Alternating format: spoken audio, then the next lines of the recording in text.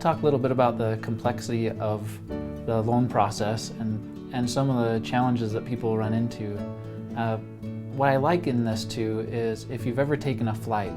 Just last week I flew down to San Diego, and one of the surprises that I had was when we were about 20 minutes away from landing, the plane really started shaking quite a bit. There was some updraft from the ocean, and if you've ever been on a flight before and had any turbulence, you realize that there's all sorts of different things that might cause that turbulence, whether it be air pressure or wind speed. And I just wanted to point out how that's a little bit like this example that I have here of the different types of turbulence that we might experience along the way as we do a mortgage.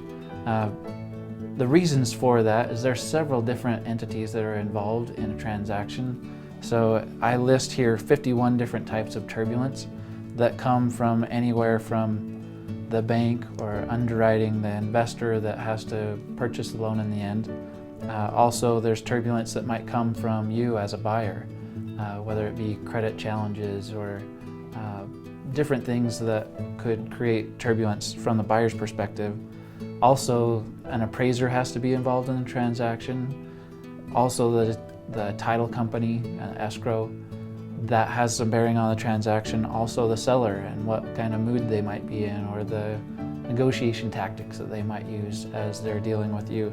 And also the real estate agents, the communication between them and you, their communication between themselves. So I just wanted to point out that on almost every flight, you're going to experience some level of turbulence. And with as complicated as the loan process is, on almost every single file, there's something that will come up that will cause just a little bit of concern. And I want you to know that I've been on this flight hundreds of times. I've literally helped hundreds and hundreds of families to be able to purchase their home and land where they want to be in the end. And I just want you to know that you're working with a pilot that knows what he's doing. So when I see these different opportunities of turbulence, it doesn't scare me. I'm not going to be pulling the ripcord and jumping out of the plane and wishing you well. I'm going to stick through it to the end with you, and we're going to land on time. We're going to land where you want to be, which is in the house that you've selected.